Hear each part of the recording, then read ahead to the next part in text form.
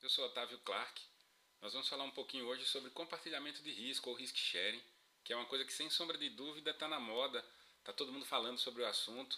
A gente tem visto cada vez mais e mais pessoas comentando sobre o assunto aqui no Brasil, apesar de que não é um tema propriamente novo no exterior. A gente tem ouvido falar muito disso. O último congresso da ISPOR, que é a Sociedade Internacional de Pharmacoeconomics and Outcomes Research, praticamente foi sobre só esse assunto, risk sharing. E a gente teve recentemente num congresso fora do Brasil, em Washington, um congresso que foi muito bom. O congresso foi sobre compartilhamento de risco e, como eu havia prometido, a gente vai trazer algumas informações sobre o congresso. O congresso é esse Second Annual Pharmaceutical Meeting, de Risk Sharing Value Based Price and Reimbursement Models. Esse congresso foi promovido pela Next Level Pharma, que é uma empresa da Eslováquia. Ela é de Bratislava, na Eslováquia. Trouxe participantes do mundo inteiro e eu vou tentar resumir um pouco aqui os conceitos principais que foram apresentados no congresso da Next Level Pharma. A primeira coisa que a gente precisa pensar é que quando a gente fala de incorporação de tecnologia, a gente está sempre falando sobre recomendação. Então a nossa tendência é assim, a gente recomenda a favor de incorporar a nova tecnologia ou a gente recomenda contra, não incorporar a tecnologia. Porém, nesse meio existe uma grande área cinzenta e que às vezes tende para um lado da não incorporação, às vezes tende para o outro lado da incorporação. Como é que a gente age nesses casos, esses casos onde a gente tem dúvidas, a gente tem incertezas? A gente deveria pensar em fazer uma incorporação condicional. Essa incorporação deveria ser condicionada a controle de custos e a geração de novas informações para que a gente possa avaliar se a tecnologia realmente está num lado que deve ser incorporada ou não incorporada. E o mundo tem feito isso com esses programas de risk sharing ou de compartilhamento de risco.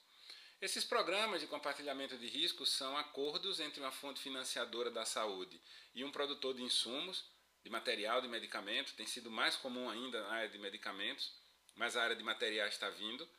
E em que esse pagamento é de alguma forma vinculado à performance e ao desempenho desse produto no futuro. É uma garantia do fabricante de que se o produto dele não atingir um determinado parâmetro, ele vai pagar de volta, ele vai sofrer uma penalidade por isso.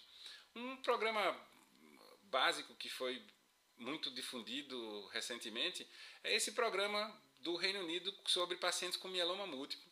A gente tem uma cintilografia típica de mieloma múltiplo. Então existe uma droga chamada bortezomib ou Velcade. Esse medicamento ele está indicado para tratar o mieloma múltiplo. E a fabricante dele, no caso a Millennium Pharmaceuticals, que é quem comercializa no Reino Unido, ela acordou o seguinte com o governo do Reino Unido. Se por acaso em 4 meses os pacientes com mieloma múltiplo não responderem, eu vou devolver o dinheiro para vocês. Ou seja, vocês só vão pagar por aqueles casos em que o medicamento está realmente funcionando. Isso no fundo é uma forma nova da indústria de insumos, que sempre foi compradora, injetar recurso no sistema de saúde. Normalmente a indústria ela somente recebia dinheiro, mas agora ela está também dando dinheiro. Isso é uma coisa muito importante, a gente está provavelmente vendo mudanças aí no nosso mercado. Esses programas de compartilhamento de risco, apesar de parecerem novos, eles não são novos. Vocês vejam que a gente tem alguns programas que estão aí no mercado desde 97, os mais antigos. Tem vindo num crescente, principalmente aqui nos últimos anos. Vocês vejam a quantidade de países também que têm adotado esses programas de compartilhamento de risco.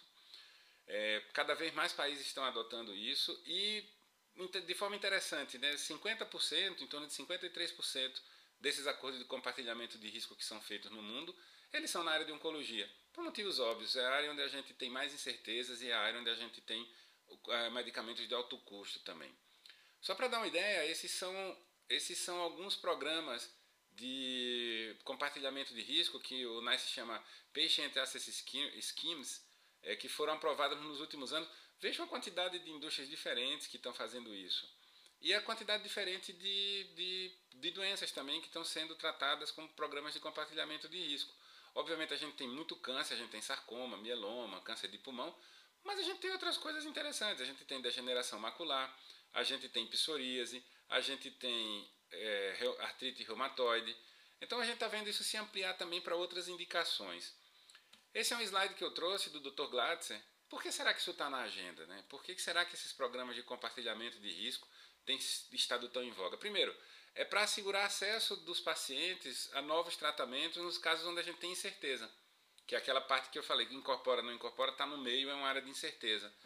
Incerteza do valor terapêutico de algumas drogas, incerteza sobre doses diárias que devem ser feitas fora de um estudo clínico, incerteza sobre o custo-efetividade em alguns casos, é uma grande variação entre grupos de pacientes e indicações. Então, no fundo, o que se quer é que, além da gente compartilhar o risco financeiro, que a gente gere novas informações para tentar resolver essas incertezas.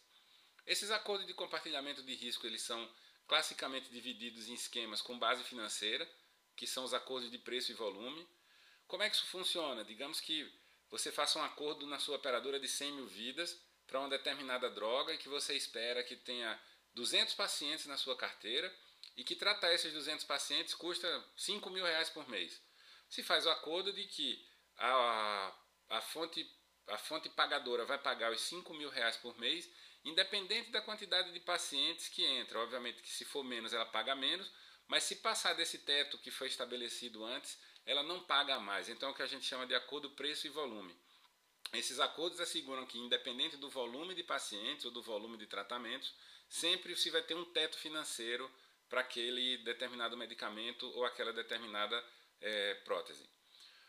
O outro esquema, que é o clássico, que são aqueles esquemas com base em resultados, esses esquemas eles envolvem o desenvolvimento de novas evidências através de registro de paciente. É fundamental que a gente registre os pacientes e faça essa análise de resultados com base em dados de mundo real. E aí a gente possa então avaliar a performance do medicamento ou do material no mundo real. Como é que funciona isso do ponto de vista operacional? Você tem um medicamento novo ou uma nova indicação. Se os desfechos clínicos esperados foram alcançados, ou seja, se o medicamento trouxe benefício para o paciente na proporção e na intensidade que se queria, o financiador, que no caso é o plano de saúde ou o governo, ele reembolsa 100% do custo do tratamento do paciente. Mas se esses desfechos clínicos não são alcançados ou são alcançados parcialmente, quem paga pelo custo é o fabricante do insumo, seja medicamento, seja material. Então veja uma forma realmente nova de se garantir performance. É importante que nesses esquemas você tem de um lado uma fonte pagadora, uma indústria de insumo, mas é importante que você tenha uma terceira fonte independente que seja responsável pela implantação e pelo desenvolvimento de sistemas computadorizados que possam fazer a avaliação dos casos para dizer se eles estão de acordo com o que foi acordado nos protocolos ou não, e também de emitir relatórios periódicos. Esses esquemas de compartilhamento de risco, eles permitem uma economia de recursos para a fonte pagadora, através desses mecanismos de payback, permitem a criação de registro de pacientes, os pacientes têm que ser registrados para que a gente possa avaliar se a performance foi ou não atingida, e com isso a gente consegue analisar o desempenho das tecnologias no mundo real, com a geração de novas evidências, de novos dados que possam nos trazer novas informações sobre o real valor daquela tecnologia. Muito bom, essa é a introdução do assunto. O que será que a gente pode transpor para o Brasil? Primeira coisa, o mercado vai precisar se preparar. Nós vamos precisar ter daqui para frente discussões de um nível muito mais alto do que a gente está acostumado. A gente vai precisar entender o que são incertezas, como é que essas incertezas podem ser resolvidas. A gente vai precisar entender que existe um preço pela inovação, que existe uma mensuração de resultado que precisa ser feita e uma determinação de valor. As possibilidades são muito grandes, principalmente nesses modelos de cobertura com geração de novas evidências. Nós vamos ver mais e mais registro de pacientes e mais pagamentos por performance. Era isso que eu tinha para compartilhar com vocês hoje. Não esqueçam de deixar um comentário. E para aqueles que vão para a Expo de Praga, eu queria deixar o convite. A MedInsight Evidências vai estar novamente expondo e a gente espera ver você no nosso stand. Até lá. Muito obrigado.